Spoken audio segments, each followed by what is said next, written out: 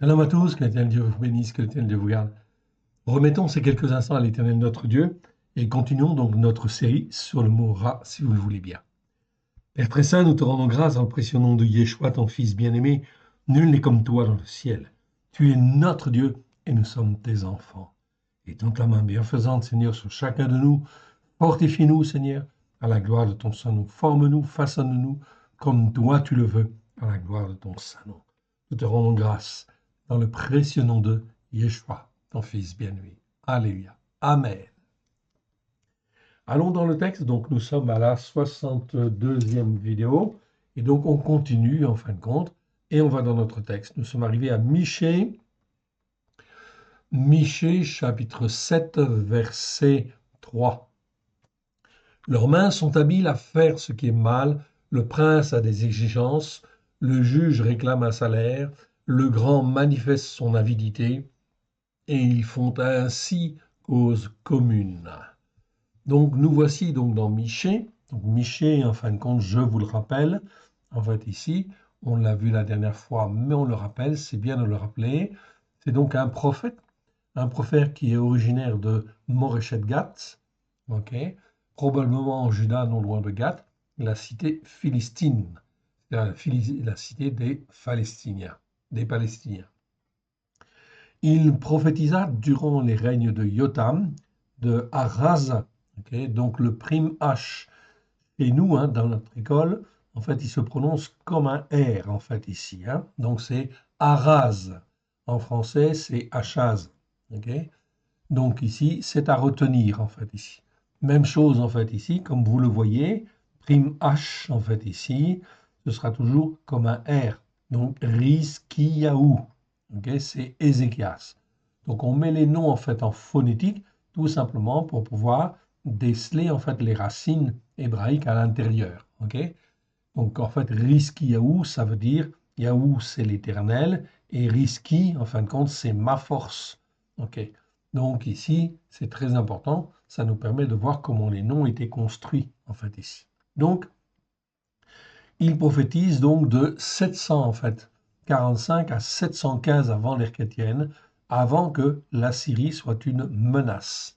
Okay, donc Michée, en fait, ici, c'est comme cela qu'il prophétise. Okay. Babylone est encore à peine connue, en fait, ici, ce n'est pas encore une grande puissance. Myra, donc ici, ça se prononce Myra, ok, même chose, ok, c'est pas Mika, c'est Myra, en fait, ici, donc le KH se prononce R, ok, donc on fait un petit peu de, en fait, d'ici, du phonétique. Donc Myra, en fait, Michée, commence à prophétiser quelques années après que le prophète Yeshayahu, donc Yeshayahu, c'est en fait Ésaïe, commença à prophétiser. Shomron, c'est la Samarie, existe encore, donc là les 10 tribus du nord existent et Juda existe. Les 10 tribus du nord ne seront détruites et dispersées qu'en 722 par les Assyriens à cause de leur idolâtrie. Donc je vous ai dit en fin de compte que la persévérance en fait des péchés, des transgressions, des iniquités entraîne systématiquement le malheur. Oui, bien sûr. Okay, et si cela perdure dans le temps, eh bien le malheur, c'est carrément la destruction ou la dispersion ou en fait les enfants qui sont emmenés en fait en captivité. Ce fut le cas pour les 10 tribus nord, donc en 722 avant l'ère chrétienne par les Assyriens. Mira décrira très bien en fait ici la corruption et l'immoralité sous le règne de Haraz entre 735 et 715. Yirmeyahu Jérémie confirme que Mira a bien prophétisé sous le règne de Rizkiyahu Ézéchias. Mira Michée vivait à la campagne et Yeshahu vivait à Yerushalayim. Tous les deux traitent les mêmes grands sujets. Le prophète Oshéa, c'est Osée, est aussi contemporain de ces deux prophètes.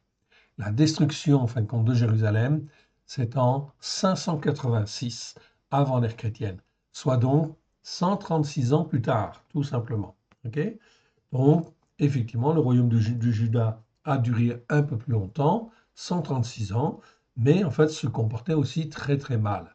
Donc la conséquence, en fait ici, eh bien, c'est la destruction, c'est la colère de l'Éternel.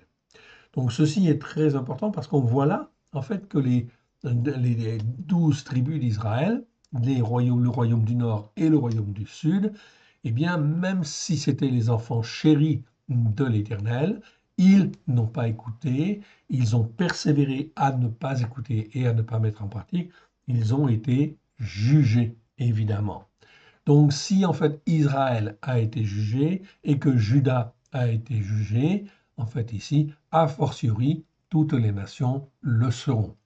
C'est écrit, en fait ici, on l'a vu, en fait ici, dans Jérémie 25 notamment, où l'Éternel dit que la coupe de la colère, que en fin de compte Juda a en fait bu, eh bien toutes les nations la boiront, en fait ici, les unes après les autres. Nous vivons, en fait ici, ces temps, en fait ici, qui viennent, sont en fait des temps de malheur. C'est des temps, en fait, où les jugements de Dieu vont effectivement se répandre sur les différentes nations, où, en fin de compte, l'Éternel va faire boire sa coupe de la colère à toutes les nations. Toutes les nations la boiront, en fait, ici. Et donc Israël, pendant ce temps, va être relevé, oui, bien sûr, et en fait, l'Éternel va recentrer les choses par rapport, en fait, à Israël, oui, bien sûr. Donc aujourd'hui, en fait, ici, ce que nous devons comprendre, c'est que les temps qui viennent vont être des temps très, très, très difficiles. Oui, bien sûr, nous avons la grâce de vivre des temps prophétiques extraordinaires où l'Éternel va agir, en fait, dans sa puissance sur la terre pour que les nations puissent se poser, en fait, les bonnes questions. Le but, c'est de ne pas détruire, en fait, ici, tout le monde, en fait, toutes les nations, non, mais c'est effectivement d'amener, en fait, étape par étape, le malheur, en fait, ici, d'une manière progressive, afin que ceux qui sont croyants, ou ceux qui ne le sont pas, mais qui ont un cœur pour croire, puissent venir vers l'Éternel, se rendre compte qu'il y a un Dieu, en fait, ici, unique et vrai, et qu'il convient en fin de compte de plier le genou devant lui et de se repentir. Repentez-vous, car le règne de Elohim arrive ou vient très bientôt, oui, bien sûr. Donc c'est un message en fait extrêmement fort, et dans ce cas-là, en fait ici, dans ces temps, il n'y a pas 36 solutions, en fait, ici, et pas 36 doctrines ou 36 théologies qui peuvent tenir, en fait, ici, pour résister dans la détresse oppressante qui vient. On l'a vu déjà et on va le revoir. C'est effectivement de s'attacher au seul Dieu unique et vrai, en fait, ici, avec vérité, et d'apprendre à écouter et à mettre en pratique les enseignements de la Torah, en fait, ici, avec grâce et vérité. C'est donc extrêmement important. Si on ne fait pas ça, on est dans ce qui est mal, en fait, ici. Donc, on va, en fin de compte, ici, revoir la définition en fait, du mal, afin, effectivement, de bien comprendre, en fait, ici, ce qu'il en est devant l'Éternel. Alors, allons, effectivement, voir, en fait, cette définition que nous avons vue déjà X fois, et nous en ferons quelques commentaires, en fait, ici, en plus. Donc la voici, je vous la montre. Ok, je l'agrandis pour que vous puissiez la voir. Si vous voulez faire des copies d'écran, il n'y a pas de problème. Ok, vous pouvez utiliser, réutiliser, copier, diffuser, etc. Ce n'est pas un problème. Ok, c'est extrêmement important de faire comprendre en fait aux hommes, ceux qui en fait ici n'écoutent pas comme il faut, en fait qu'il faut absolument dans les temps qui viennent, on ne joue pas avec Dieu et on n'essaie pas de trouver en fin de compte un chemin de travers, ok, pour échapper à ce qui va venir, c'est impossible. Donc le mot rare en fait ici, nous sommes à la 62e vidéo, c'est-à-dire que nous sommes au 427e en fait ici, fois où le mot ra est utilisé. Donc le mot ra en fait ici, c'est resh aïn, 623 fois dans 623 versets, c'est un adjectif, numéro strong 07451, et la première fois où on le trouve, c'est Genèse 9, 2, où l'Éternel, plante dans le jardin d'Éden l'arbre de la connaissance du bien et du mal. Donc là, on a les deux, effectivement, qui sont là, en fait, ici. Et c'est donc extrêmement important. Si l'Éternel Dieu a en fait planté cet arbre de la connaissance du bien et du mal, c'est pour que nous puissions y accéder, en fait, ici, dès lors que, en fait, ici, nous avons donné notre cœur et notre vie à Yeshua. Si on n'a pas donné notre cœur et notre vie à Yeshua, cette connaissance du bien et du mal ne nous est pas accessible. Voilà pourquoi l'Éternel Dieu, en fin de compte, avait dit à Adam et Ève de ne pas toucher à cet arbre, en fait, ici, de la connaissance du bien et du mal. Pourquoi? Parce que la notion de mal est extrêmement importante et fondamentale, en fait, ici, et en fait tellement importante que lorsqu'on y touche, eh bien, si on n'est pas avec Christ, on meurt. En fait, ici, tout simplement, parce que, effectivement, aucun descendant d'Adam ne fait ce qui est bien, en fait, ici. Donc, ici, le mot rat, en fait, ici, est extrêmement important et on le voit au travers, en fait, des versets. L'Éternel, en fait, ici, veut nous apprendre au travers de Christ et Yeshua à avoir un jugement juste, à discerner ce qui est bien de ce qui est mal, afin, effectivement, de faire les bons choix. Et il y a une séparation très nette entre ce qui est bien et ce qui est mal. Quand il n'y a pas de séparation bien nette entre ce qui est bien et ce qui est mal, cela veut dire qu'on est dans la corruption spirituelle, évidemment. Donc le mot rat, on continue de l'étudier, on verra d'autres versets en fait par la suite. Pour le moment, on est dans le mot rat, on est aux 2 tiers de l'étude, en fait à peu près. Eh bien, effectivement, rat, ça veut dire mal, mauvais, ce qui est mal, ce qui est mauvais, laid ou grave. Selon, en fin de compte, les racines anciennes, la racine ancienne resh aïn est l'emblème de tout ce qui est terrestre, opaque et mauvais. Il existe une variante de ce mot, ra, c'est en fin de compte ra'a, en fait ici, donc c'est la forme allongée, qui exprime d'abord le féminin de ra, première solution. Deuxième solution, ra'a, est en fait avec la terminaison kamatz et, en fait ici, l'expression d'un mal augmenté, ou autre chose de plus grand, ou de plus ceci, ou de plus cela. La terminaison kamatz et, on va la rencontrer en fait de nombreuses fois, et c'est donc important de bien comprendre cette dimension-là. Donc le rajout d'un kamatz et à la fin d'un mot, c'est vraiment en fin de compte pour donner une autre dimension en fin de compte au mot. C'est pourquoi on pourra en fait traduire ici le mot rat qui veut dire mal ou mauvais, on pourra traduire par une bête féroce, par exemple, plutôt qu'une mauvaise bête, comme c'est le cas dans en fait Genèse 37, 20 et 37, 33, où là c'est effectivement traduit dans la seconde par bête féroce. Cependant, on trouve une autre traduction de ce mot ra, en fait ici, raya, ra'a, en fait ici, dans Ézéchiel 34, 25, où là on traduit par bête sauvage ou animaux sauvages. Ça, c'est une autre manière de traduire cette expression en fait en hébreu qui n'est pas mauvaise en fait ici. Je la préfère en fait ici quelque part. Ainsi, Genèse 27, 37, 20 et 33 pourraient être traduits par une bête sauvage ou encore mieux une bête de malheur, une bête qui attire en fait le malheur. En fait ici. En effet, le mot ra'a, veut bien dire en fait malheur. On le trouve enfin au moins 284 fois dans les Écritures, dont 70 fois rien que dans le livre de Jérémie que nous avons vu. Nous avons vu tous les versets. En définitive et selon les Écritures, j'aurais pu mettre en fait aussi ce début de phrase en fait aussi en rouge, en gras rouge, car en fin de compte ici on a une définition très très importante. En définitive, selon les Écritures, le malheur ra'a est très clairement la conséquence des péchés, des transgressions, des iniquités qui perdurent dans le temps. D'où l'importance évidemment d'apprendre à discerner ce que c'est qu'un péché, une transgression, une iniquité? Oui, bien sûr. Je vous renvoie aux vidéos que nous avons déjà fait sur, en fin de compte, le sujet.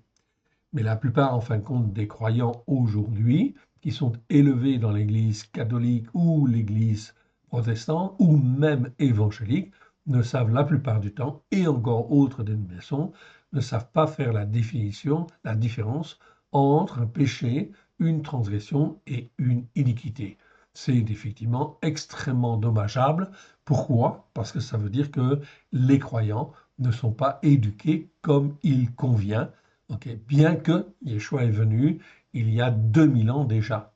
Donc en 2000 ans, en fin de compte, de travail, en fait ici, des prédicateurs, des enseignements, des responsables spirituels, eh bien en fait on constate qu'aujourd'hui, en fait en 2025, la connaissance en fin de compte de l'écriture, des péchés, des transgressions, des iniquités qui nous condamnent, en fait ici, n'est pas en fin de compte en fait très élevée effectivement et est insuffisante, largement en fait insuffisante. À qui la faute? Ok, vous le voyez bien qu'il y a effectivement des conséquences en fait à cela. Évidemment, le peuple ne sait pas discerner ce qui est bien de ce qui est mal. Résultat des courses, même quand il donne son cœur et sa vie à Yeshua, il continue en fin de compte dans les péchés, les transgressions et les iniquités, parce qu'on ne lui a pas appris en fin de compte à les mettre de côté. Résultat des courses, eh bien effectivement, il se condamne lui-même, puisque la conséquence en fait des péchés, des transgressions, des iniquités, c'est toujours le mal en retour ou le malheur. Ok. C'est donc extrêmement en fait important, effectivement. Déjà en fait ici, comme on est dans le mot rat, je voudrais déjà vous demander pardon parce qu'effectivement la fois dernière, dans ma dernière vidéo, j'ai parlé en fin de compte du pape et en fait j'ai dit qu'il avait 56 ans. Or en fait je n'ai pas vérifié l'information, je l'ai entendu en fin de compte, c'est un journaliste qui l'avait dit, donc j'ai retenu cette information, mais je n'ai pas vérifié. Donc je vous demande pardon parce que je ne voudrais pas induire en erreur qui que ce soit, évidemment. Donc le pape Léon XIV, il est né le 14 septembre 1955, il a donc 69 ans et non pas 56 ans. Donc c'est très important, en fait, ici, de dire la vérité et de reconnaître quand on a fait, en fin de compte, une erreur, afin effectivement que les croyants ne soient pas induits ou enduits d'erreur.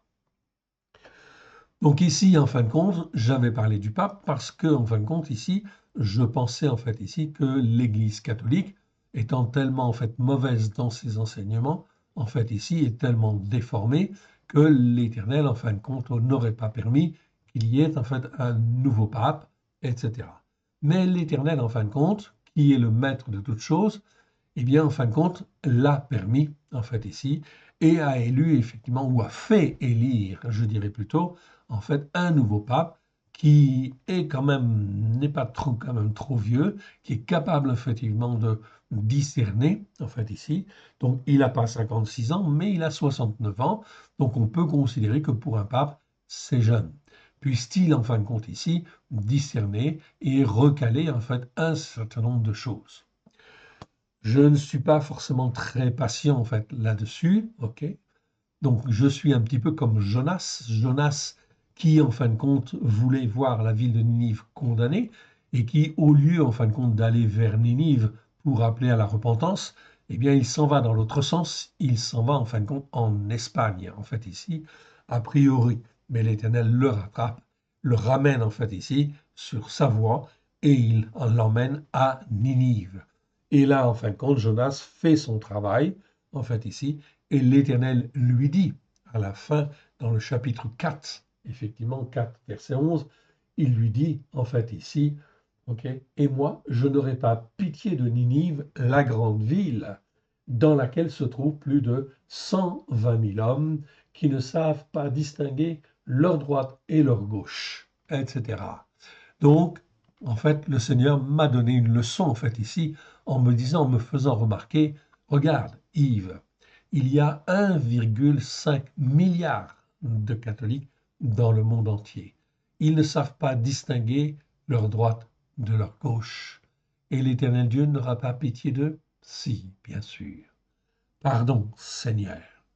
Nous te rendons grâce dans le précieux nom de Yeshua, étends ta main bienfaisante, afin, Seigneur, que les brebis puissent entendre la vérité, en fait, ici, et qu'elle puisse être enseignée comme toi tu le veux. Il en est de même, en fait, ici, pour les protestants et les évangéliques, qui, en fin de compte, croient, en fait, ici, bien connaître la vérité, mais la plupart du temps, ils s'endurcissent dans leur cœur et ne sont pas pour Israël, ce qui montre, en fait, ici, qu'ils sont déviés. Ils sont dans la théologie du remplacement. Ce n'est donc pas bon. Mais parmi eux, il y a des hommes et des femmes sincères, ou toute autre domination, oui, bien sûr. Alors, faisons attention à ce que nous disons et en fait, ici, faisons preuve, effectivement, d'amour, comment dire, de patience, en fait, ici, et surtout, soyons zélés de plus en plus pour la Torah, avec grâce et vérité, pour montrer, en fait, l'exemple à tous ceux qui sont égarés, qui ont été égarés malgré eux, en fait, ici. Voilà pourquoi l'Éternel, dans les temps qui viennent, appelle et les uns et les autres à effectivement se relever, en fait, ici, et à témoigner de la vérité. Encore aujourd'hui, on a en fait ici entendu aux nouvelles que le pape faisait sa première, en fait, une des premières célébrations, en fait, de son ministère, en fait, ici, et il a reçu aujourd'hui l'anneau du péché, l'anneau du pécheur, ok, qui, en fait, serait un anneau qui permet, en fin de compte, en fait, ici, de transmettre comment dire, le ministère, en fin de compte, de Pierre. Mais encore là, ce n'est que du mensonge, oui, bien sûr, car, en fait, Pierre n'a jamais porté, en fait, ici, cet anneau, et en fin de compte, ici, Pierre n'a jamais été catholique, d'autant plus que l'Église catholique, elle est créée, en fin de compte, au IVe siècle, donc elle n'a pas, en fin de compte, d'apôtre, ou elle n'a pas, en fin de compte, de pape qui remonte, en fait, à Pierre. Tout ça, ce n'est que du mensonge. Mais malgré ce mensonge, en fait, ici, ou ces mensonges, il y a, en fin de compte, des hommes et des femmes qui sont, en fait, ici, en fait, qui cherchent la vérité. Et voilà, c'est ça qui est important. Donc, ayons de la patience et exerçons-nous, et les uns et les autres, à être de plus en plus dans la vérité, avec simplicité de cœur, avec miséricorde, bonté, en fait, ici, à la gloire de l'Éternel, afin de marcher avec Dieu, avec l'Éternel, et non pas contre lui. Dans les temps qui viennent, encore une fois, cela va être très, très, très, très difficile. Cela va secouer en fait, de manière très forte à droite et à gauche. Et là-dedans, l'Éternel Dieu prend souci des brebis qui sont égarées sur telle montagne spirituelle ou telle autre montagne spirituelle ou colline spirituelle pour les ramener à lui. Nous avons vu en fait ensuite d'autres mots hébreux formés sur la racine du mot ra, resh, aïn. Le verbe ra'a, en fait ici, ra'a, qui existe 83 fois dans 80 versets, ce verbe-là, en fait ici, est conjugué en fin de compte à différentes formes verbales. La plus courante, c'est ce qu'on appelle le kal en fait en hébreu, c'est la forme simple. Dans ce cas-là, le verbe ra veut dire être mauvais ou être mal, ou se sentir mal. Comme par exemple, Moshe se sentait mal, à cause des péchés, en fin de compte, des enfants d'Israël devant l'Éternel. Ou ifil, donc c'est une autre forme verbale qui est très courante en fait en hébreu. C'est la forme qui consiste à faire les choses, en fait ici, la plupart du temps. Et en fait, dans ce cas-là, le verbe change un petit peu de sens. Ça ne veut plus dire être mal, ça veut dire faire le mal ou faire du mal. Quand les enfants d'Israël faisaient en fin de compte du mal à Édom, en fait ici aux enfants de Édom, eh bien c'est le verbe ra'a qui est utilisé, mais à la forme ifil. Même chose quand l'Éternel en fait ici dit en fait qu'il commence à faire du mal, en fait ici, eh bien c'est exactement la même chose, c'est le verbe ra'a en fait ici. Quand l'Éternel commence à faire du mal, c'est tout simplement parce que c'est la conséquence des péchés, des transgressions des iniquités qui perdurent en fait dans le temps, et l'Éternel Dieu, dans sa bonté, je dirais, en fait ici, ne souhaite qu'une seule chose, c'est que ses enfants puissent être corrigés afin effectivement de revenir sur la voie droite, sur le chemin, en fait ici. Donc c'est bien cela, en fait ici. Ok, donc c'est bien comme cela que l'on doit interpréter, en fait ici, ces versets où l'on parle même de malheur. Quand le malheur vient, c'est toujours, toujours dans un premier temps, dans le but, en fin de compte, de redresser. Donc, lorsque le Covid, en fait, ici, en fait, a été répandu et passé de nation en nation, c'est bien, en fin de compte, pour montrer que la parole de Dieu, en fait, ici, elle est la vérité. Dans Jérémie, en fait, ici, c'est bien écrit, en fait, ici, le malheur va de nation en nation, etc. Et il se répand. Il se répand, donc c'était effectivement en fait le cas du Covid en fait ici, c'est donc marquant aux yeux de tous. Donc le monde entier a vu en fait ici que en fait ici il y avait en fin de compte ici un mal qui s'est répandu au travers des nations. Beaucoup en fin de compte ne l'ont pas compris, évidemment, malheureusement. Tout cela dépend de l'endurcissement du cœur. Mais pour celui qui a les yeux pour voir, il comprend en fait ici que l'Éternel est à la manœuvre et que nous sommes dans les temps de la fin, les temps du jugement, ou des jugements, on pourrait dire. Cela ne se fait pas d'une seule fois sur quelques années, non. Cela se fait en fin de compte ici d'une manière progressive dans le but, étape par étape, d'amener les jugements sur chaque nation, d'une part, mais aussi, en fait, ici, sur chaque homme, sur chaque famille, en fait, ici. Donc, ça va, en fait, ici, d'une manière progressive, mais d'une manière, en fait, ici, générale aussi, car le mal, en fait, ici, se répand dans différentes nations de différentes manières, en fait, ici, mais on retrouve toujours les éléments clés, en fait, du malheur, c'est-à-dire l'épée, c'est-à-dire la famine, c'est-à-dire, en fait, ici, la peste, en fait, ici. Et la troisième chose, les bêtes féroces, nous disent les traductions françaises. Bêtes féroces, je vous ai dit, je vous ai expliqué que ce n'étaient pas forcément les bêtes féroces, mais les bêtes de malheur, ou plus exactement, les êtres vivants qui amènent le malheur, que ce soit des animaux ou que ce soit des êtres humains, en fait, ici. Donc le malheur peut venir, en fait, ici, et le Seigneur utilise, en fait, des hommes pour amener, en fait, le malheur, en fait, ici. Évidemment, ok.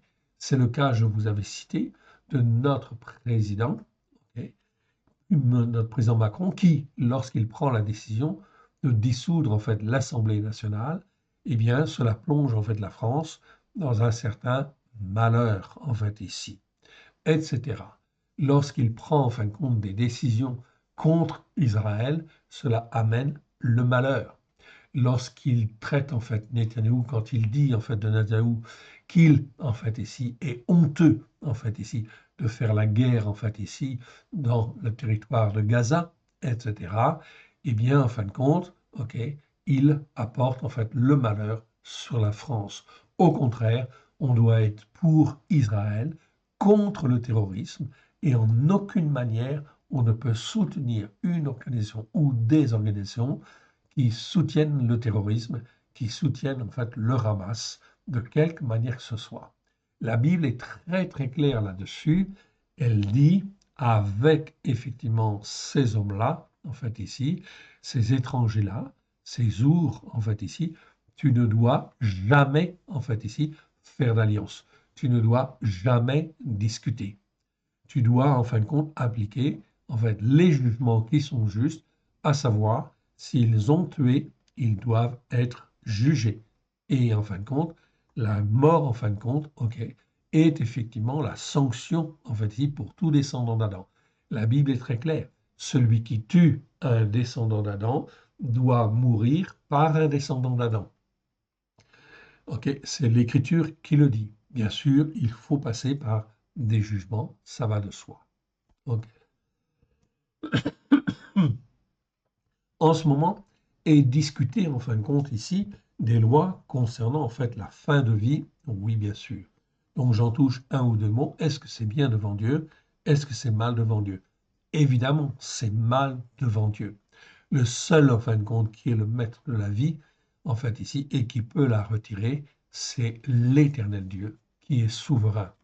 L'homme ne doit jamais mettre fin à ses jours, évidemment, ni directement, ni indirectement. C'est devant la Bible, devant Dieu, c'est un crime en fait ici, bien évidemment. Donc ici, c'est très très important d'apprendre à bien distinguer ces choses-là. Et il faut faire la part des choses. Ensuite, nous avons vu le mot roa. Roa, nous voyons ici. Roa, c'est les mêmes racines, rechaïn, mais en fait ici, c'est pas la même vocalisation. C'est pas ra, c'est roa. Ce mot-là existe 19 fois dans 19 versets. La première fois, c'est Genèse 41, 19. Ok. En fait, ici, ce mot nous parle d'un état de dégradation morale et spirituelle intense, où se mêlent malice, perversité, influence des esprits de Bélial. Donc, c'est un état spirituel, en fait, très mauvais, une dégradation spirituelle, morale et spirituelle, intense, où, en fin de compte, on va trouver malice, perversité et influence des esprits mauvais. C'est-à-dire qu'il y aura toujours des esprits de Satan, en fait, ici, ou des esprits du malin, en fait, qui sont là pour envenimer les choses et aller beaucoup plus loin. Esprit de meurtre, de jalousie, de rébellion, etc., de haine, en fait, ici, toutes sortes, en fait, de mauvais esprits. Les esprits, en fin de compte, c'est au terme de, comment dire, de possibilités, c'est extrêmement large. On peut dire qu'il y a un démon, en fait, ici, pour tout, en fait, ici, péché charnel, en fait, ici. Si on consulte, en fait, ici, les ouvrages concernant la délivrance, on voit très bien, en fin de compte, que le Seigneur avait révélé à tout un certain nombre d'hommes d'évangéliques, effectivement, que, en fait, la liste des mauvais esprits est extrêmement large, effectivement, en fait, ici. Lorsque les hommes tombent dans la drogue ou l'alcool ou des choses comme cela, ou des influences graves, okay, ou des maladies graves, schizophrénie, paranoïa, etc., tout cela, c'est toujours la présence de mauvais esprits, oui bien sûr, mais des esprits qui sont très forts, en fait, ici, okay, que l'on peut déloger, oui bien sûr, mais c'est un combat spirituel, évidemment. Et on le gagne toujours, en fait, au travers de Yeshua, Hamashiach, celui qui est appelé le Christ, oui bien sûr. Dans le nom de Christ, on peut en fait avoir l'autorité, évidemment, de chasser ces mauvais esprits. Mais cela suppose une rééducation, oui, spirituelle, on va dire, de manière à revenir sur la Torah. Dès lors que l'on écoute la Torah et qu'on la met en pratique avec grâce et vérité, ok, cela ne donne aucune porte ouverte à l'ennemi et Satan ne peut pas agir, en fait, ici. Donc la seule manière de, en fait, ici, chasser les mauvais esprits, c'est de prendre, en fait, l'autorité. Oui, bien sûr, dans le nom de Christ, évidemment. Donc ça, effectivement, il n'y a aucun problème. La puissance de Christ, en fait, est là. Oui, bien sûr, le problème est de savoir, en fin de compte, si on va garder la délivrance. Donc, pour garder, en fait, la délivrance, il est fondamental, essentiel, d'écouter la Torah et de la mettre en pratique avec grâce et vérité au travers de Yeshua. Oui, bien sûr. C'est pour ça que Yeshua, lorsqu'il délivrait, il disait en fait très souvent, va et ne pêche plus, en fait, ici. Tout simplement parce que le péché, les transgressions et les iniquités ouvrent la porte à des mauvais esprits et contribuent à l'endurcissement du cœur de l'homme, etc. En fait, ici. La première fois où l'on rencontre le mot, en fait, roi, c'est dans Genèse 41, 19, pour exprimer la laideur physique extrême des vaches. En fait, elles sont tellement laides qu'elles peuvent être décrites comme affreuses, dans un état de dégradation avancé, complètement décharné. Ceci est l'image, en fait, ici, tout simplement, de la dégradation spirituelle de l'Égypte. De la même manière, dans le prophète Jérémie, on parle de la très mauvaise qualité des figues au temps de la destruction de Juda. Donc au travers de cela, en fait ici, eh bien elles sont en fin de compte tellement en fait ici dans un état de dégradation intense qu'elles ne peuvent plus être mangées, elles ne sont plus consommables. Regardez dans Jérémie 24, 2, 3, 8 et 17.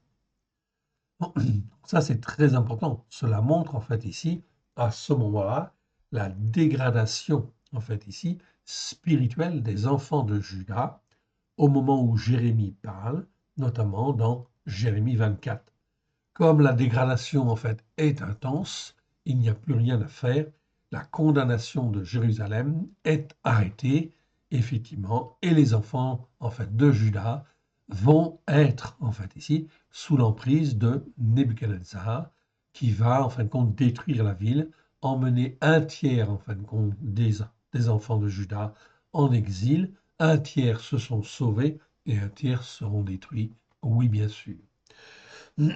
Donc, la dégradation spirituelle intense, en fait, ici, est extrêmement importante à déceler, justement pour ne pas tomber dedans, c'est évident, mais aussi, quand elle est là, en fait, ici, de ne pas faire alliance avec des hommes et des femmes qui, en fin de compte, sont dans une dégradation spirituelle intense. Évidemment. Dans les 19 versets où se trouve ce mot hébreu, roa, eh bien, ce mot-là est toujours mal traduit. Les traducteurs n'en avaient pas saisi la pertinence. Ok. Je reviens en fin de compte à ma définition. Je l'ai perdue. On va revenir, voilà. Et je redescends en fait ici. Voilà. Nous avons vu ensuite le mot Ra'av. Ra'av qui, lui, en fin de compte, est bien traduit en fait, ici. Ce mot, en fait, nous parle de faim, de l'état d'être affamé, de la famine. Dans Genèse, pardon, dans la Louis II, ok, Rahav existe 101 fois dans 88 versets.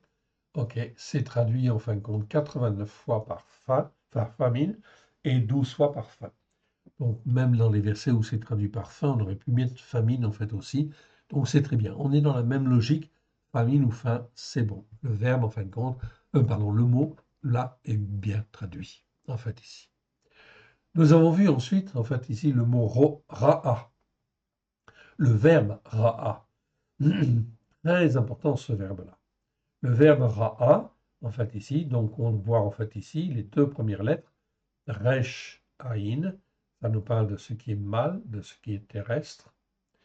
Et puis en fait, et la dernière lettre nous parle de la vie. Et généralement, c'est la vie de Dieu, c'est pas n'importe quelle vie. Donc Genèse 4.2, c'est là où on le voit pour la première fois, où il est dit que Abel était berger. Voilà, donc on a le sens en fin de compte de ce mot-là.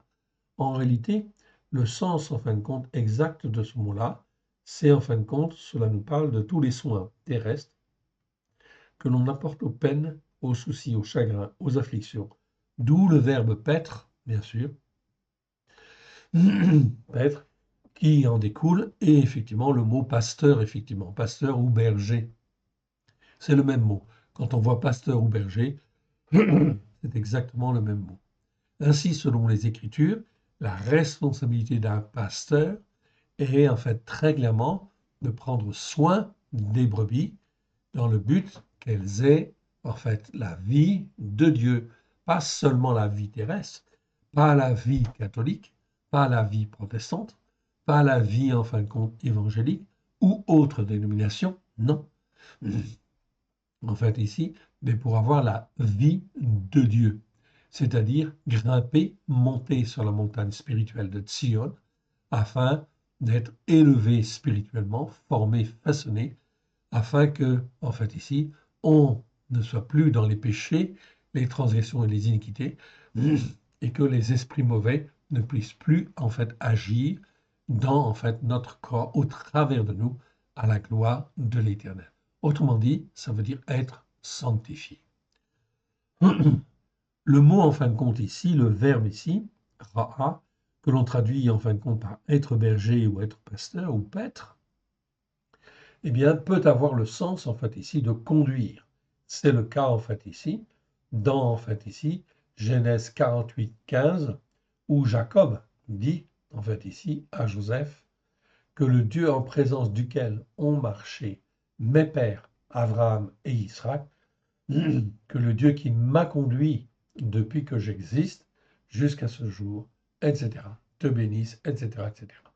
Donc on voit que Jacob, donc Yaakov, ok, Abraham, Yitzhak, c'est Isaac, sont nos pères dans la foi.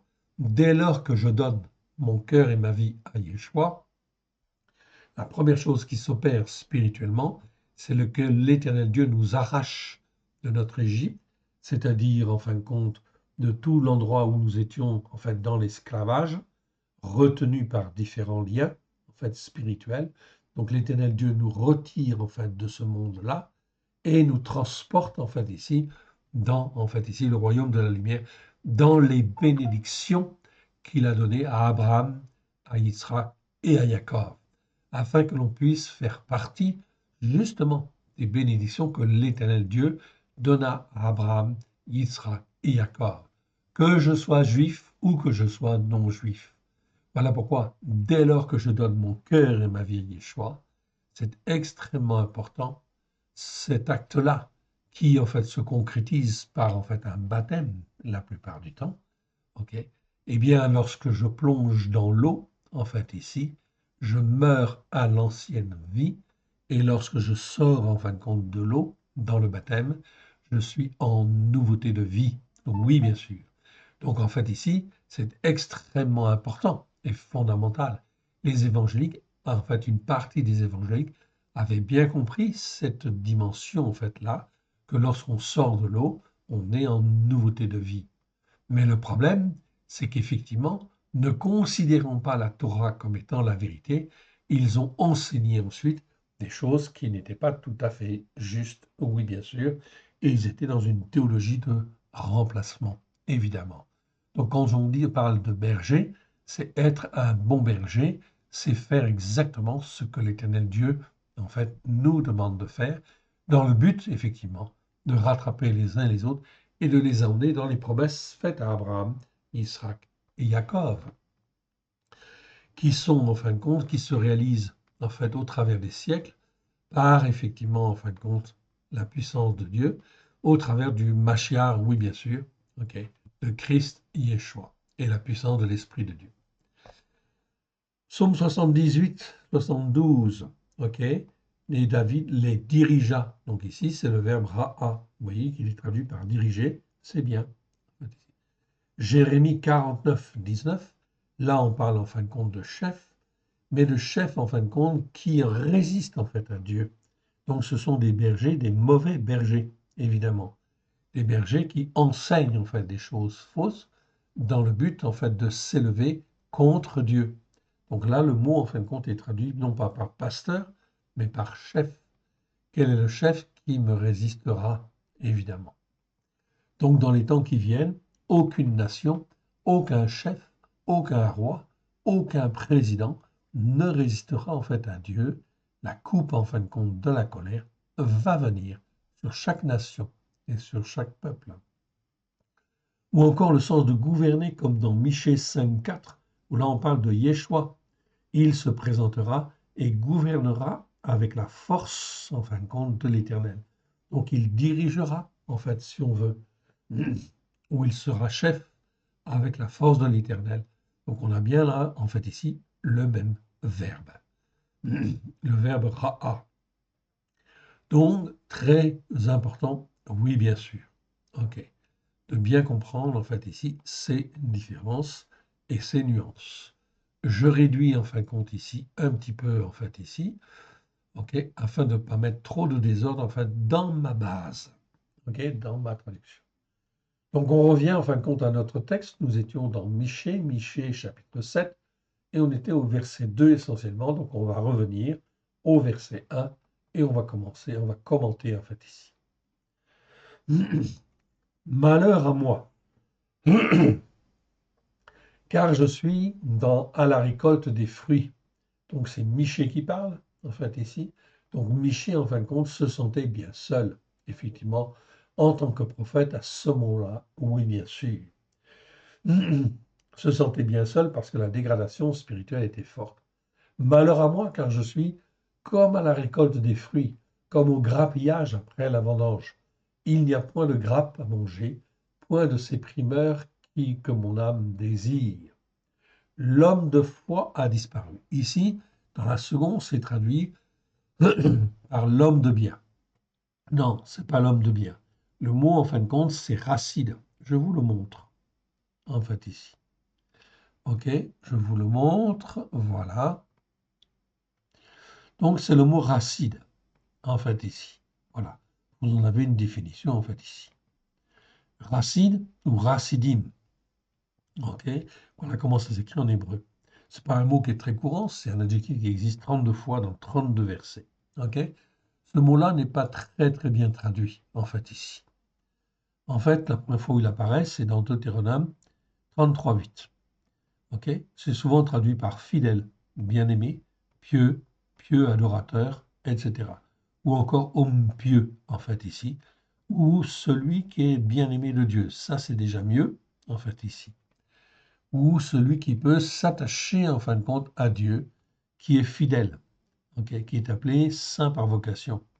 Comme Paul le dit dans Romains, chapitre 1, 7, en disant à tous ceux qui à Rome sont bien-aimés de Dieu, saints par vocation, que la grâce et la paix vous soient données de la part de Dieu notre Père et du Seigneur Jésus-Christ. Donc on voit en fin de compte ici, bien-aimés de Dieu, saints par vocation. En fait ici, ce sont les croyants qui sont zélés pour Dieu, en fait ici. Donc on devrait plutôt traduire racide par en fait ici croyant ou homme de foi, en fait ici. Et c'est étonnant, en fait, dans les Écritures, chez les traducteurs, en fait, ici, jamais vous ne trouverez le mot foi dans les traductions, en fin de compte, du Tanakh. La foi, en fait, compte n'existe pas, en fait, ici, dans les traductions. C'est quand même un scandale, en fait, ici, quelque part, car on parle effectivement de la foi depuis le début de la Genèse. Abraham est un homme de foi. Yitzhak est un homme de foi, Noé est un homme de foi, etc. Jamais dans les traductions on en parle. Donc racine, ça veut dire homme de foi. Donc je vous suggère chaque fois que vous le rencontrez, en fait ici, ce mot-là, essayez de le traduire par croyant ou en fait homme de foi. Ok. Donc ici dans le verset 2, ça nous dit quoi? L'homme de foi, Miché dit, l'homme de foi ou le croyant, mais c'est pas en fait l'homme de bien, en fait ici. Ça veut rien dire, en fait ici. A disparu du pays. Pays, c'est Eretz. Donc Eretz, en fait ici, je vous l'ai dit, c'est la terre. C'est la terre ou le pays. Ok. Quand on parle de la terre de France, c'est Eretz, Tsarfat. Donc Eretz, c'est le pays physique, hein, avec ses frontières. Ok, c'est à retenir. Donc, car effectivement, ce mot-là a bien une réalité, en fait, ici, en fait, dans la Bible, et en fin de compte, elle est tout à fait conforme à ce que Dieu veut. Dieu veut, en fin de compte, ici, donner, en fait, à chaque peuple un pays, donc un territoire, et en fait, ce pays, il appartient à Dieu, il n'appartient pas au pays. Toute la terre, en fait, appartient, en fait, à Dieu. Et donc, en fait, les hommes et chacun des pays est sur la terre de Dieu, en fait, ici. C'est donc très important de bien comprendre cette dimension-là.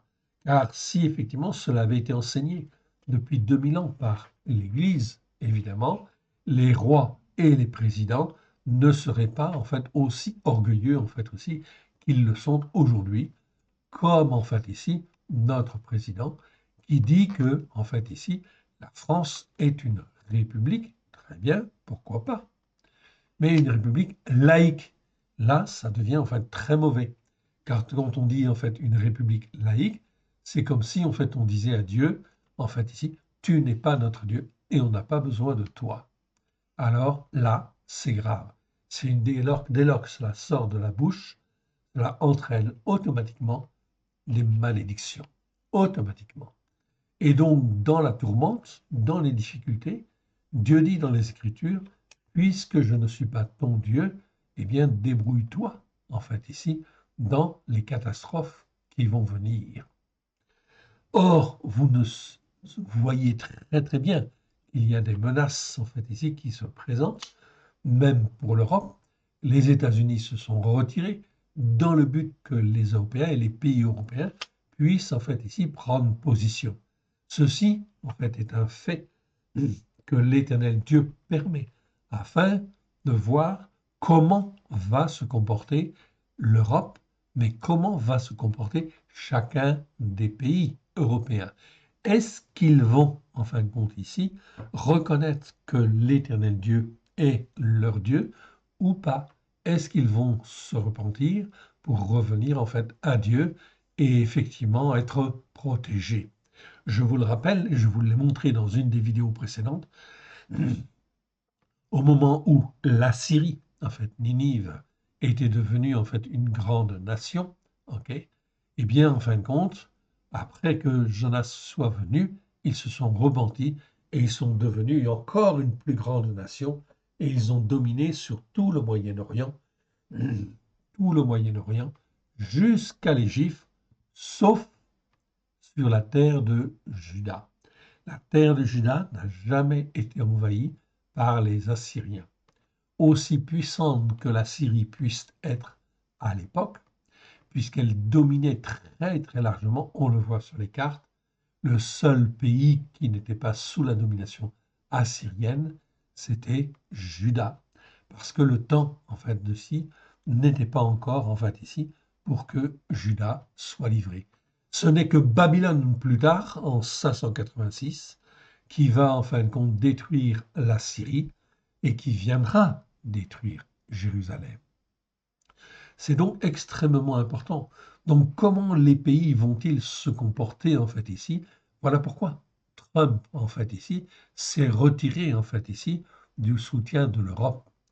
Tout simplement pour que l'Europe en fait ici n'existe plus telle qu'elle existe aujourd'hui, mais que chaque pays puisse prendre position. Voilà pourquoi chaque pays vont s'élever contre l'Europe, en fait, ici, et ne vont plus, en fin de compte, être, comment dire, sous la domination européenne. Oui, bien sûr, ils vont s'en dégager. Ce sont, en fait, les orgueils nationaux qui vont se réveiller, évidemment. Ou, en fin de compte, peut-être là-dedans, y aura-t-il des pays, espérons que la France se réveille et puisse devenir, en fait, ici, un État, en fait, ici, république ou royaume, peu importe, en fait, ici, mais que cela devienne un pays qui croit en l'éternel Dieu, en fait, ici. Dans ce cas-là, il sera protégé et il sera gardé, comme Judas, en fait, était gardé hier.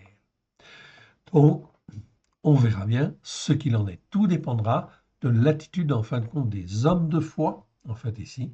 Vous le voyez ici, hommes de foi, en fait, ici, qui seront dans le pays ou qui vont se réveiller dans les temps, en fait, à venir. L'homme de foi a disparu du pays. Il n'y a plus de juste parmi les descendants d'Adam. Ils sont tous en embuscade pour verser le sang. Chaque homme dévoue par interdit son frère. Donc ça, c'est la dégradation spirituelle intense qui arrive sur chaque pays, en fait, ici, où chaque homme, ici littéralement en hébreu, c'est pas bien traduit dans nos Bibles, hein, mais c'est chaque homme dévoue par interdit son frère, son propre frère. Ok. Donc c'est mal traduit dans nos Bibles parce que c'est traduit l'un l'autre, qu'ils se prennent l'un l'autre au piège dans la seconde. C'est pas comme ça qu'il faut traduire. En fait, ici, il faut traduire en disant chaque homme dévoue par interdit son frère. C'est-à-dire qu'il n'y a plus d'amis, en fait, ici. Il n'y a plus de relations, en fait, amicales. On ne s'aime plus, en fait, ici. L'amour a disparu. Tout simplement, sauf entre les frères. Donc, c'est important de bien comprendre qu'il y a une dégradation spirituelle. Regardez aujourd'hui la dégradation, en fait, qui se passe au niveau du climat. Ça, c'est en fait ici, bien sûr, c'est pas le réchauffement climatique qui est la cause. Non. La cause, c'est les péchés, c'est les transgressions, c'est les iniquités, qui font que, effectivement, ça entraîne des dérèglements climatiques. L'Éternel Dieu utilise d'abord, en fait, ici, cette possibilité-là dans le but d'interpeller les uns et les autres. Oui, bien sûr. Donc les inondations, les incendies, en fait, ici, toutes ces choses-là, en fait, qui arrivent, tout cela, ce sont des effets, effectivement, que l'Éternel Dieu permet dans le but, en fait, que les hommes et les femmes puissent, en fait, ici, se poser les bonnes questions. Ensuite, eh bien, on arrive en fin de compte à, en fait, ici, des méfaits plus importants, ok, comme en fin de compte des malheurs comme l'épée. Donc l'épée, c'est une grenade dans un bar, en fait, ici, comme à Grenoble. C'est effectivement, en fin de compte, ok, comment dire, les attaques, en fait, des prisons, des gardiens de prison, etc. Ou, en fin de compte, on agresse, en fait, des policiers, etc. Ok, en fait, ici, c'est, en fait, ici, toutes les courses, en fin de compte, de motos et de voitures qui, en fin de compte, sont faits dans les villes, etc. Tout ça, c'est l'expression de la violence qui se répand de plus en plus, évidemment. C'est le rapt, en fait, ici, des enfants, ok, des femmes, etc., ou des agressions qui se font à droite et à gauche. Ce n'est que le début, en fait, ici, de ce qui va arriver. Mais après, en fait, ici, quand, en fait, ici, les sociétés, en fait, ici, ont en fait en partie fermé. Il y a beaucoup de chômeurs, beaucoup de tensions. Les dérèglements, en fin de compte, se font au niveau, en fin de compte, du pays, au niveau de la gouvernance, en fait, ici, comme on le voit, en fait, en France. OK? Donc, on ne sait plus à quel sein se vouer. Et effectivement, il y a de plus en plus de dégradation. Et le climat, en fin de compte, entre les hommes est de moins en moins bon, à tel point que, à cause de la famine, à cause de l'épée, à cause, en fin de compte, de la peste, eh bien, tout cela fait que le climat entre les hommes devient dangereux, agressif, etc. OK? Verset 3. Leurs mains sont habiles à faire ce qui est mal. Le prince a des exigences. OK? Donc le prince ou le roi ou le président. Le juge réclame en fait un salaire. OK? Donc on ne le voit pas trop en fin de compte ici officiellement. Le grand manifeste son avidité. Ils font ainsi cause commune en fait ici dans ce qui est mal. Le meilleur d'entre eux est comme une ronce en fait ici. Le plus droit pire qu'un buisson d'épines. Le jour annoncé par tes prophètes, okay, ton châtiment approche, c'est alors qu'ils seront dans la confusion. Donc on voit en fait qu'il y a bien une dégradation morale et spirituelle qui en fait ici s'étend de plus en plus. Donc on le voit et vous allez le voir. Nous allons le voir. Verset 5. Ne crois pas à un ami, ne te fie pas à un intime, devant celle qui repose sur ton sein, garde les portes de ta bouche. Okay, donc on n'en est pas encore là, mais en réalité, en fin de compte ici, au sein de nos maisons, voilà pourquoi il faut s'attacher en fait à la Torah et s'attacher à l'Éternel Dieu pour échapper à toutes ces influences mauvaises, qui sont des influences mauvaises, effectivement, qui sont dues à des esprits mauvais qui agissent dès lors qu'il y a des péchés, des transgressions et des iniquités. Car le fils outrage le père, la fille se soulève contre sa mère, la belle-fille contre sa belle-mère. Chaque homme a pour ennemi les gens de sa maison, en fait ici. Pour moi, je regarderai vers l'Éternel. Je mettrai mon espérance en Eloé Yishi. Yishi, ça veut dire en fait l'Eloé, Elohim de mon salut. Yishi, ça veut dire mon salut. Donc on l'a mis en fait en hébreu pour que vous puissiez bien comprendre en fait l'expression et vous familiariser. Eloé Yishi, ça veut dire l'Elohim de mon salut. Donc quand en fait Elohim est l'Elohim de notre salut, nous n'avons strictement rien à craindre, quelle que soit l'évolution et les circonstances. Donc pas la peine de fuir dans un autre pays, pas la peine de fuir de l'autre côté en fait dans une ville en France, ce n'est absolument pas la peine. Mon Adonai m'exaucera. L'Éternel Dieu sait exactement où je suis. Il faut apprendre à écouter et en fin de compte à faire ce qui lui est agréable. Ne te réjouis pas à mon sujet, mon ennemi, car je suis tombé, je me relèverai. Si je suis assis dans les ténèbres, l'Éternel sera ma lumière.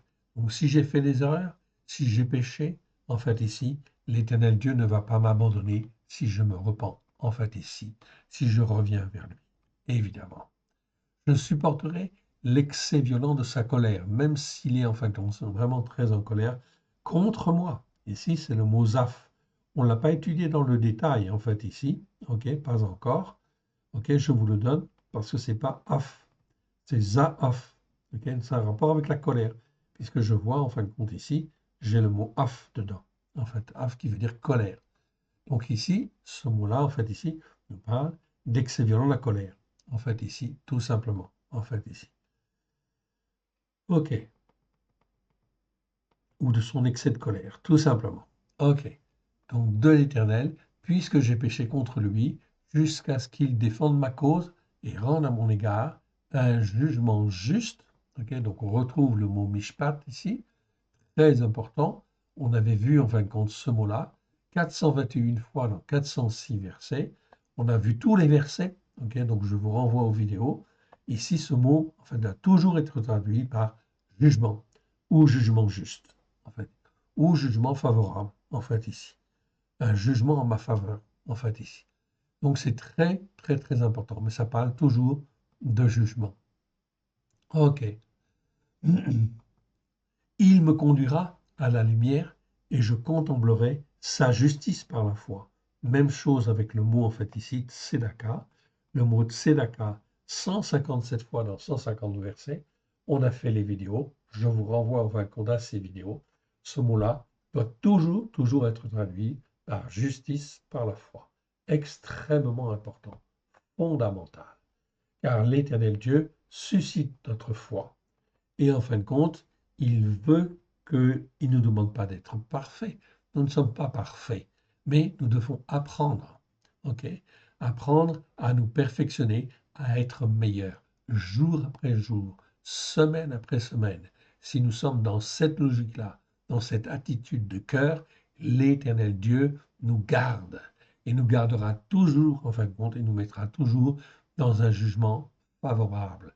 Toujours, pas peut-être dans un jugement favorable, toujours dans un jugement favorable, et en fait, il exercera sur nous, en fait, ici, sa justice par la foi. Et qu'au travers de Christ, en fait, ici, nous avons la victoire, en fait, ici. Ok, très important. Vous pouvez aller voir les vidéos qu'on a fait sur le sujet, en fait, ici. Mon ennemi le verra et sera couverte de honte. Elle qui me disait, où est l'Éternel ton Élohim? Mes yeux se réjouiront à sa vue. Alors elle sera foulée aux pieds comme la boue des rues. Le jour où l'on rebâtira, en fait ici, le jour où l'on rebâtira, attendez, je reprends en fait ici, je ne sais plus jusqu'où j'avais prévu, jusqu'au 10, voilà, la boue des rues. Le jour où l'on rebâtira tes murs d'enceinte, ce jour-là, tes limites seront reculées. Donc l'Éternel promet en fin de compte ici, en fait, avec l'épreuve, toujours en fin de compte des bénédictions en fait en plus, évidemment. Donc ça, c'est extrêmement important. Nous avons un Dieu qui est merveilleux, en fait, ici pourvu que l'homme de foi, en fait ici, reste dans le pays, évidemment, ou le croyant, celui qui agit selon la foi. Ici, nous arrivons dans Nahum. Ok. Donc Nahum est un autre prophète, en fait, ici. Nahum, on va aller le voir. Ok. Donc Nahum, oh là. Ok. Donc Ninive, en fait, ici. Voilà. Donc c'est la fin de Ninive, en fait, Nahum. Donc je ne vais pas tout lire parce que c'est vraiment trop important. Donc Ninive, c'est un petit peu plus tardif que Michée, évidemment. Ninive, c'est comment dire? Nahum, c'est la fin de Ninive. Ok. Donc vous voyez en fin de compte ici, Ninive en rouge en fait ici, sur la carte, en fait ici. Et en fin de compte ici, eh bien on voyait que en fait ici, après, c'est Babylone qui va dominer, en fait ici. Donc la Syrie, en fin de compte, a dominé très très largement, mais tout le domaine, en fin de compte, de en fait, la Syrie va être récupéré par Babylone. Donc Nineveh, la capitale Achour, en fait ici, c'est Ninive, située sur la rive du Jourdain, est une des plus grandes cités. Ok, donc je ne vais pas lire tout ça. Ok, je je ne vais pas faire tout le commentaire. Ici, en fin de compte, ici. OK. Donc, on arrive en fin de compte ici, dans la zone commun. Donc, c'est en fin de compte ici. Voilà.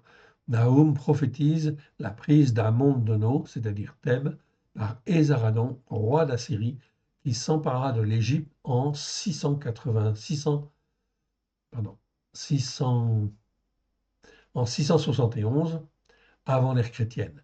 Assurbanipal, son fils, se mit de nouveau en campagne 4 ans plus tard, en 667, et les Assyriens atteignirent Thèbes lors de la deuxième campagne. Assurbanipal pilla la ville, mais la ville survécut au désastre, etc. Ok. Donc ici, nous avons en fin de compte ici la puissance en fin de compte de la Syrie en 667. Donc je rappelle en fait ici, c'est toujours en fin de compte la Syrie qui domine en fait ici, qui domine ici. Mais les Assyriens vont être jugés en fait ici, et c'est Babylone qui va dominer juste après, puisque dans les années 586, c'est bien Babylone avec Nebuchadnezzar qui domine sur toute la région. Tout le royaume de l'Assyrie, en fin de compte, a été ravagé et remplacé en fin de compte par en fait Nebuchadnezzar. Tout cela, c'est pour vous montrer que l'Éternel Dieu est l'Éternel des armées, c'est lui qui décide et c'est lui qui fait les choses dans le but d'amener en fait sa vérité sur la terre. Donc il le fait étape par étape. Oui, bien sûr. Voilà pourquoi il faut apprendre en fin de compte à lui faire confiance, à marcher en fin de compte dans la foi. En fait ici, peu importe les décisions qu'il prend, pourvu effectivement que nous faisions exactement comme il veut lui, en fait, ici. OK. Donc, j'en reviens en fin de compte à notre verset. Oracle sur Nineveh, donc sur Ninive, c'est le livre de la prophétie de Nahum, OK, d'El Kotz. Alors ici, je vais en fin de compte dans le verset qui nous intéresse. Et on arrive au verset 11 et on va prendre seulement à partir du verset 7 seulement. L'Éternel est bon, il est un refuge au jour de la détresse oppressante qui amène l'angoisse. Ok. Donc là, en fin de compte, je vous montre en fait ici le mot en fin de compte ici, Sarah. Ok. Donc ici, je vous le montre parce que vous avez le mot tsar en fait ici, ok, qui nous parle de détresse, détresse oppressante. Ok. Donc qui existe un certain nombre de fois. Ok. On l'a vu déjà. Ok. Mais en fin de compte, ici, c'est le mot tsara. Donc, on a effectivement la terminaison, en fait, ici, kamatz et, en fait, ici, qui donne tsara. Donc, tsar, ça veut dire, en fin de compte, détresse, oppressante, on peut dire, en fait, ici. C'est toujours une détresse, mais il y a toujours cette idée d'oppression, en fait, ici. Donc, tsar, c'est toujours, en fait, l'oppression, en fait, ici. Comme, en fin de compte, l'Égypte. Dans le mot Égypte, c'est Mitzrayim. Donc, vous avez justement, en fait, ici, cette notion, en fin de compte, ici, de, en fait, ici, tsaderesh. Et le tsaderesh, c'est toujours l'image de la détresse oppressante. Donc, l'Égypte, c'est la détresse oppressante. Bien sûr, c'est l'esclavage, en fait. Donc, en réalité, le mot tsara ici, c'est en fait déjà la détresse oppressante, tsar. Et en fait, ici, la prolongation du mot en tsara nous donne en fin de compte une autre définition, détresse oppressante qui amène l'angoisse. Donc c'est une détresse oppressante encore plus forte, en fait ici.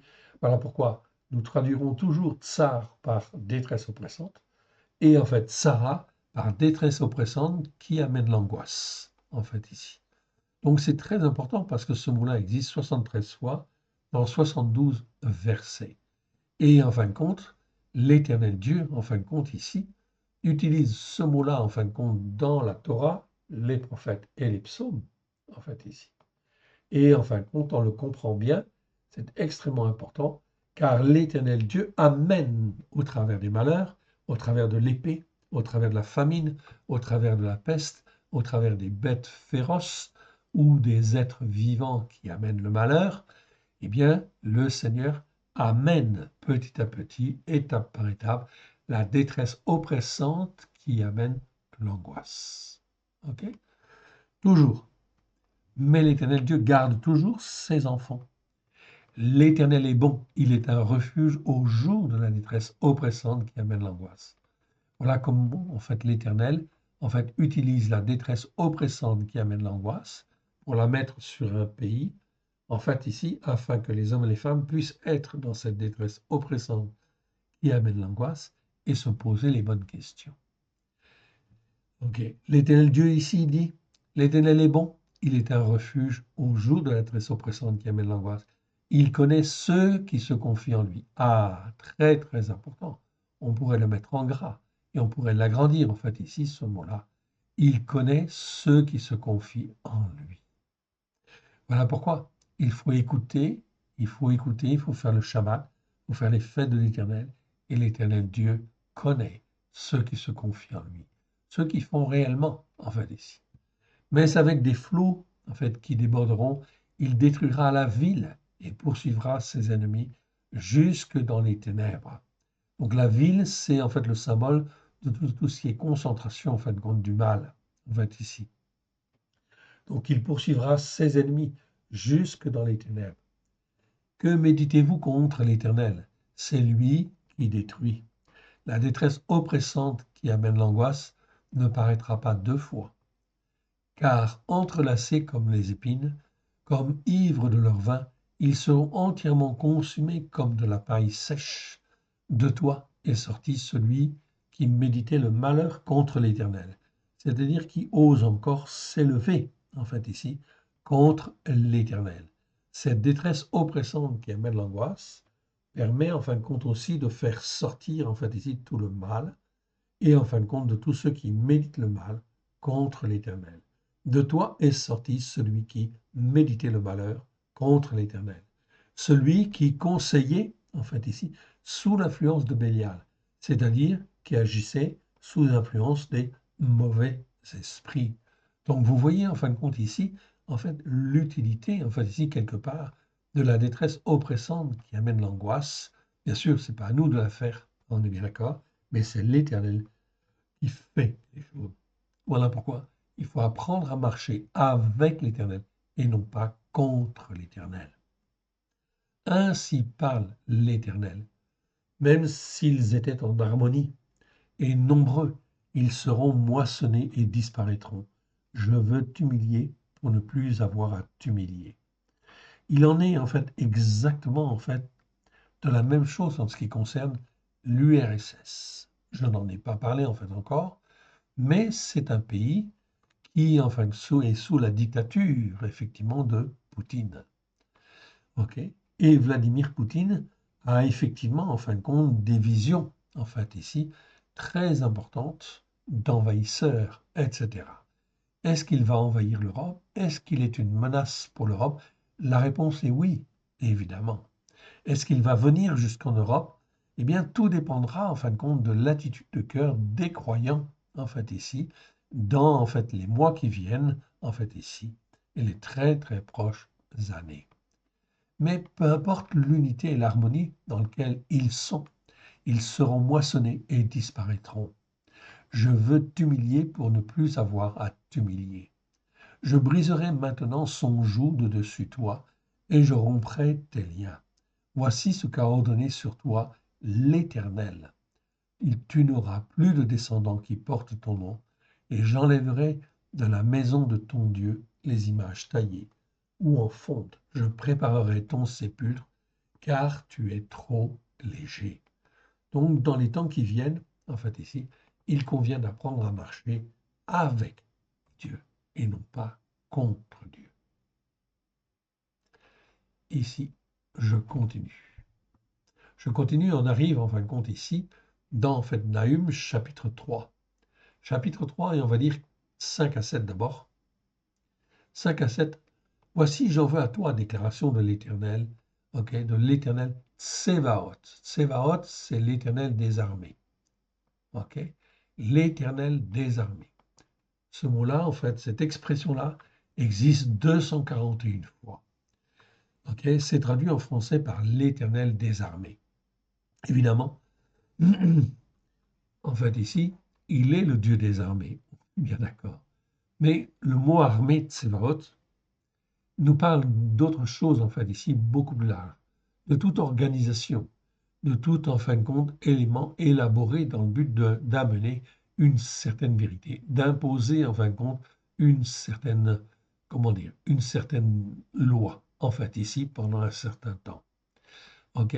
Donc l'Éternel, c'est le Dieu des armées. S'il veut que la Russie s'élève contre l'Europe, eh bien, en fin de compte, il le fera, parce qu'il a un but bien précis, c'est que les Européens se repentent et puissent se tourner, non pas, en fait, dans leur orgueil, vers, en fait, ici, une institution européenne qui puisse se lever contre la Russie ou qui puisse se lever contre n'importe quelle autre organisation mondiale.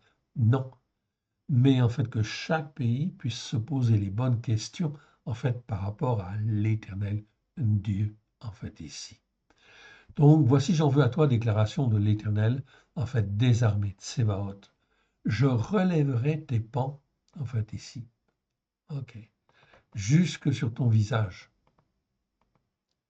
Je montrerai ta nudité aux nations et ta honte au royaume. Donc, de la même manière, l'Éternel Dieu a réduit en fait la Syrie en fait à rien et a élevé en fin de compte Babylone pour dominer en fin de compte ici sur en fin de compte la Syrie. De la même manière, l'Éternel Dieu va faire les choses dans les temps qui viennent et on va voir ces évolutions. La cartographie mondiale et la cartographie politique va changer de manière très importante. Voici, j'en veux à toi, déclaration de l'Éternel Tsébaoth. Je relèverai tes pans jusque sur ton visage. Je montrerai ta nudité aux nations et ta honte au royaume. N'oubliez jamais, l'Éternel Dieu veut une chose, c'est instituer sa Torah et que toutes les nations espèrent en fait en sa Torah. Je rejetterai sur toi des impuretés, en fait, ici. 5-6, en fait, je voulais dire 5-6 déjà. Okay. Je jetterai sur toi des impuretés, je t'avilerai, je te donnerai en spectacle. Tous ceux qui te verront fuiront loin de toi, et l'on dira, Nineveh est dévastée. Qui la plaindra, en fait, ici? On te cherchera, ou te chercherai des consolateurs. Okay. Es-tu meilleur que Noamon, qui a été jugé et envahi, en fait, par la Syrie? Non, pas du tout, en fait, ici. Voilà pourquoi, en fin de compte, elle va être jugée, en fait, ici. Elle va être jugée, et on va voir 17-19. Donc je monte. Ceux qui gouvernent au milieu de toi, en fait ici, sont comme des sauterelles, tes officiers comme un essaim de locusts. Et locusts sont des genres de criquettes, en fait ici, donc tout simplement, qui sont plus gros, en fait ici, que, en fin de compte, des sauterelles, en fait ici, qui se posent sur les haies au temps de la froidure. Le soleil paraît, elle s'envole, et l'on ne connaît plus le lieu où elle était. Tes bergers sommeillent, ô roi d'Achour, en fait ici, roi de la Syrie, en fait ici. Tes vaillants hommes demeurent immobiles, ton peuple est dispersé sur les montagnes, et nul ne le rassemble. Donc la Syrie, aussi puissante a-t-elle pu être, va être jugée, en fait ici. Okay. Je préfère toujours dire de Achour, en fait, ici. OK. Tout simplement pour laisser plus en évidence, en fait, le mot ici, en hébreu, en fait, ici. Car Achour, ça remonte à Nimrod, en fait, ici. Tes vaillants hommes demeurent immobiles, ton peuple est dispersé sur les montagnes, et nul ne le rassemble. Il n'y a point de remède à ta blessure, ta plaie est mortelle. Tous ceux qui entendront parler de toi battront des mains sur toi, car quel est celui qui n'a pas été atteint par le malheur qui vient de toi, en fait, ici. Donc, la Syrie a été utilisée par l'Éternel pour, en fait, répandre, en fait, le malheur. Oui, mais ils ont fait, en fin de compte, d'une manière cruelle, et ils ont fait d'une manière, en fin de compte, méchante, comme les hommes le font dès lors qu'ils ont la puissance, en fait, ici, en fait, entre les mains, oui, bien sûr.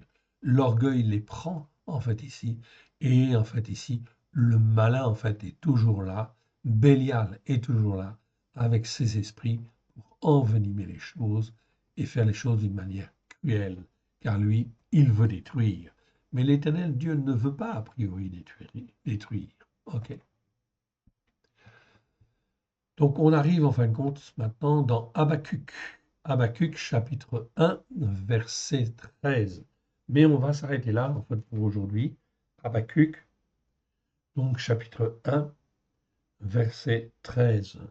Ok, on est arrivé ici. Et on commentera en fait ici, à partir de là, la fois prochaine. Merci Seigneur pour cet enseignement que tu nous as donné aujourd'hui. Merci Seigneur, nous te rendons grâce dans le précieux nom de Yeshua. Merci Seigneur, car tu nous apprends. Tu nous apprends à être des hommes de foi dans notre pays, dans le pays où tu nous as fait résider. Nous te rendons grâce dans le précieux nom de Yeshua. Aide-nous, mon Dieu, mon Père, à te faire plaisir. Que ce qui n'est pas de toi, dans ce que nous avons entendu, en fait ici, que ce qui n'est pas de toi s'en aille dans les lieux arides. Que ce qui est de toi soit loin de grâce et de vérité, dans le précieux nom de Yeshua, ton Fils bien-aimé, afin que tu nous formes, tu nous façonnes, oui Seigneur, et que nous puissions être ton Fils, ta fille, oui, pour te servir là où nous sommes, afin de te glorifier, toi, le seul vrai Dieu, et celui que tu as envoyé.